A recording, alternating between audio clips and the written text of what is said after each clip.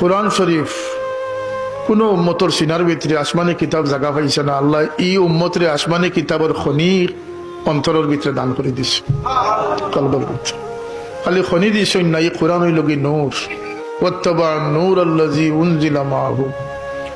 এই কোরআন শরীফ আল্লাহর কালাম। এই কোরআন শরীফের মহব্বতে দুনিয়াতে ইজ্জত দান করবো, মৌতের সময় কলমা নসিব হইব, কবরের ভিতরে কোরআন শরীফের তিলাওয়াত জারি থাকবো, তিলাওয়াত করি করি কিয়ামতের দিন গিয়ে উঠিব। আর ফিরিস্তা একলে কইবা তোমার তিলাওয়াত যখন চলের, তোমার ইমানের কোনো সাফাই লাগতো না, তুমি তিলাওয়াত করি করি জন্নত গিয়ে পৌঁছিস।